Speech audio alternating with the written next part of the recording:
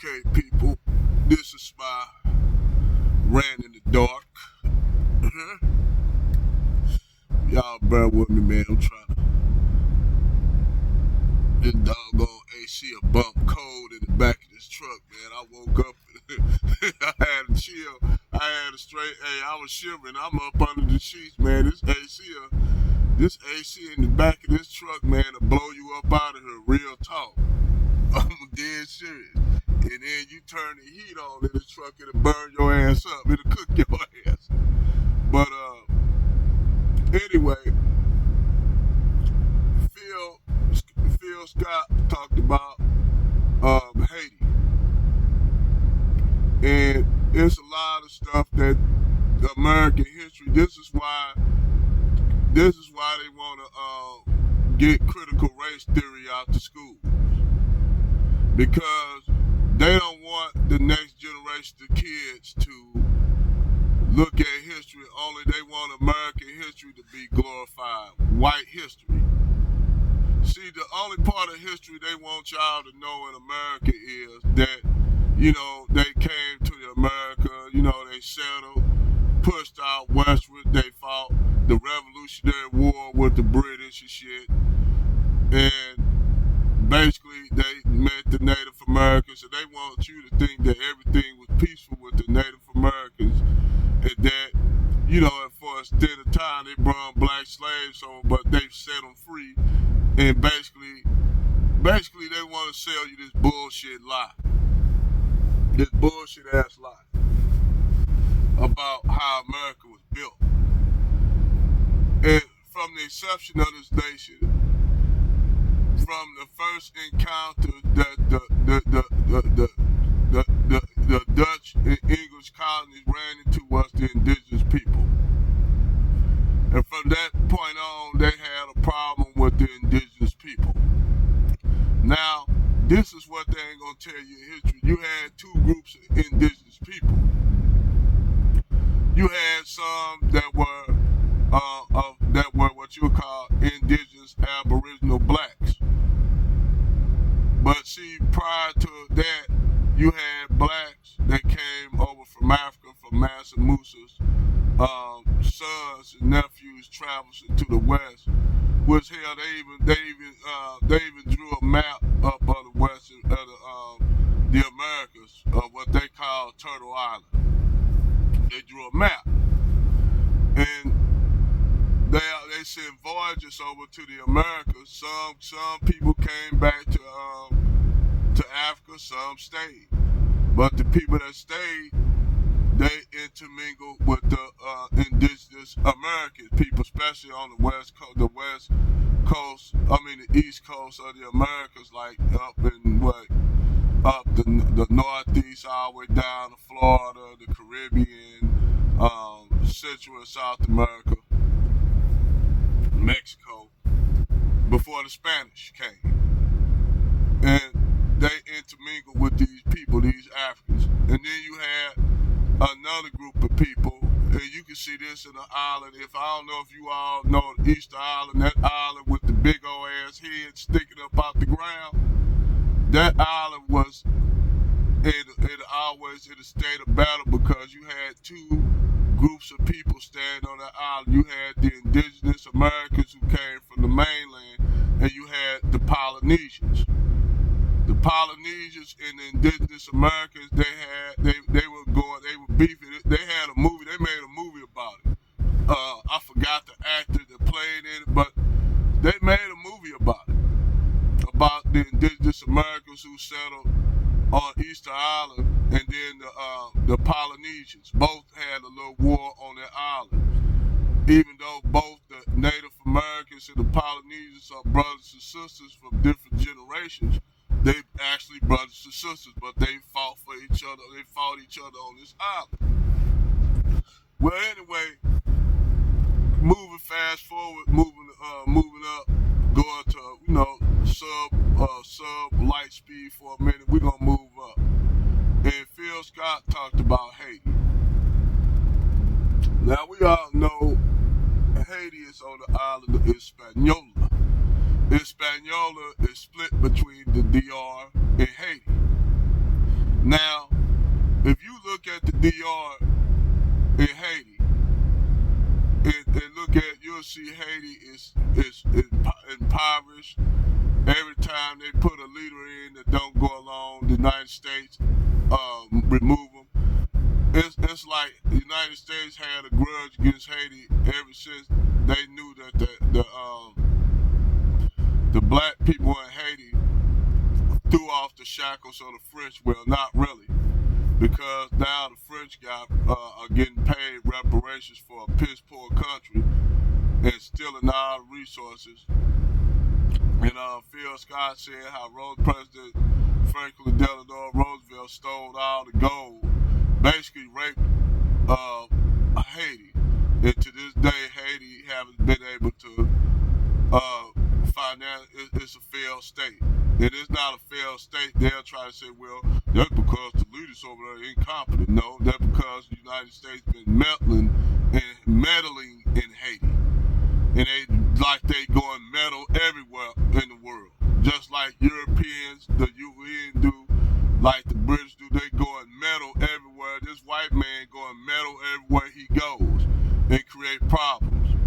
So when you got a group of people that come from the North Europe creating centrifuges, white politicians, globalists who creating mischief and mayhem, you almost damn near believe that book, Message to the Black Man by Elijah Muhammad. It's basically telling some truths, even though it's a little bullshit in it. It basically, you damn near, you read that book, you see the shit that white people do, not white people in general, average ranking white person, because the rank and file white person, only if they knew the shit that their government was doing to these countries, you're then they're like, oh damn. They'll be like, oh damn. But see, you got some that's so indoctrinated with white supremacy. It's all about them. When you got a group of people that make up a minority of people on the planet, they feel that since they're a minority of the people on the planet, and you around Europe is surrounded by all these people of color, they gotta either indoctrinate some into whiteness, or some they just gotta completely try to eliminate. And this is the mindset of the white supremacist mindset. And you can see this with, especially in Haiti, in the Western Hemisphere, the country that's been taking more shit from the EU, and nobody never talked about this. Now you got European countries talking about how they do in Haiti, Africa, Latin America, the Middle East, how they doing these countries. And these countries are waking up. These countries that was in Africa, whether it be Chad, Mali, Guinea-Bissau, they rising up, and these are young people, man. These people that's rising up, the leaders in these countries are young people. These are young black people. The young man down there in Mali and Chad, that's a young brother. That brother, I'm old enough to be this dude dad. That rose. I'm old enough to be these dudes dad. I'm damn near 50. I'm looking at this young man in Chad, this little young brother, man. I'm so proud of him, man. I would love to have him. If I had a daughter, I would love to give my daughter away, to have him for my son-in-law. I would take that dude in and say, hey, son, here, I know you Muslim, or here you a bird anyway, you gonna drink one today. But yeah, I had that young brother and them young brothers at a cookout, man. But that United States and EU and France, they've been pushing this white exceptionalism. And these countries in Africa are waking up. They said, no more, we're tired. We're tired of you all meddling in our country's affairs, creating coups and shit in these countries. The CIA creating coups and shit. Basically, it's the hidden hand. And basically, all the United States and Europe is doing is fighting for the bank.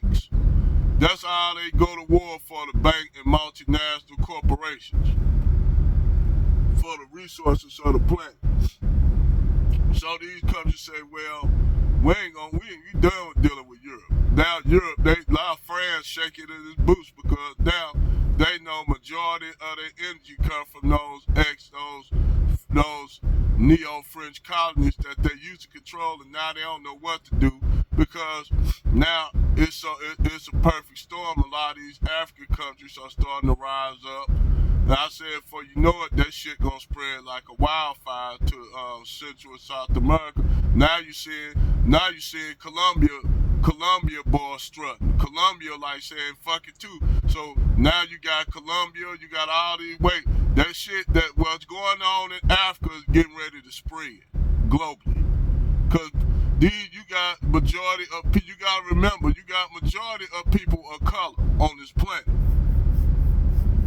I said, oh, you think that shit ain't gonna affect Europe? Eastern Europe been a dumping ground for Western Europe for years.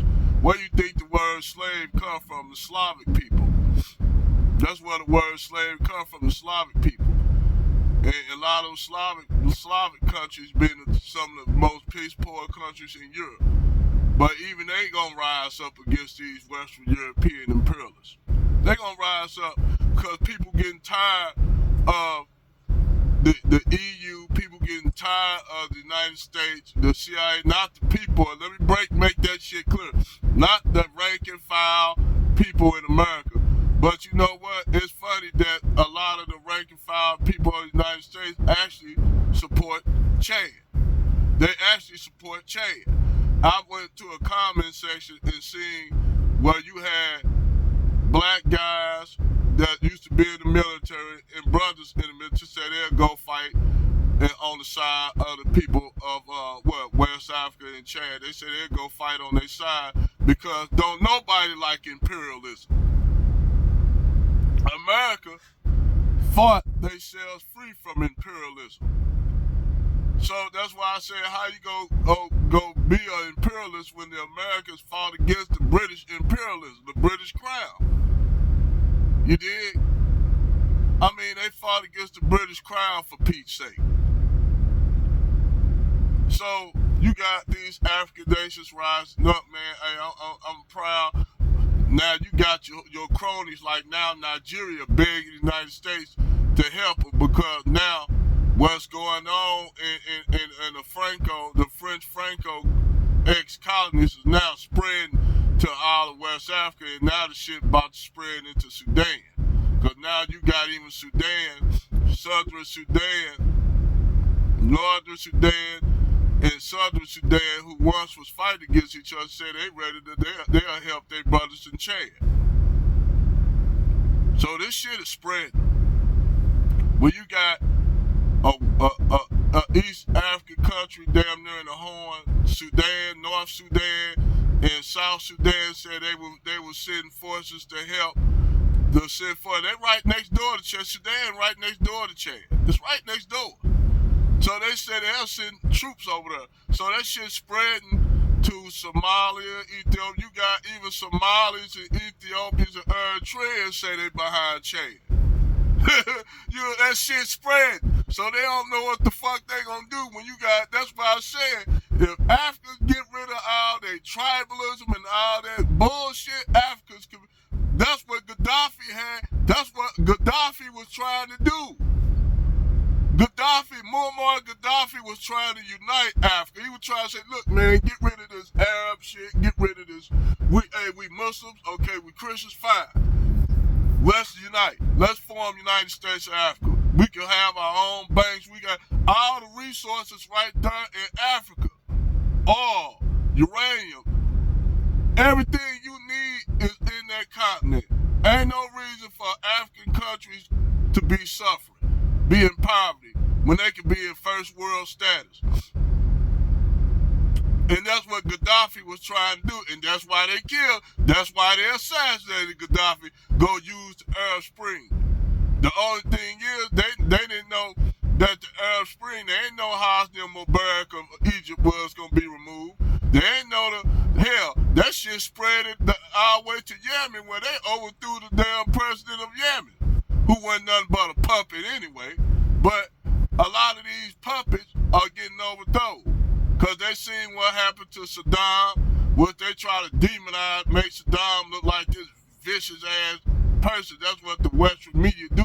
But the real motherfucker demons and shit was been all these Western European countries, including United States, who always want to judge and call somebody a dictator. But these the biggest dictators in life. America, the American governments have been the biggest murderers and cutthroats, along with the Europeans. They had a goddamn nerve to call somebody a dictator. They had a nerve to call anybody. All the fucking skullduggery and treachery they've been involved in blood on their hands, blood on biting hands. And we ain't gonna even talk about that motherfucker. This piece of shit motherfucker that y'all dumb niggas over here voted for. Talk about, I'm ready to vote for Biden because Donald Trump racist. No evidence of Donald Trump being racist, but y'all to vote for a motherfucker who actually racist. Then tell y'all, if y'all don't vote for me, y'all not black.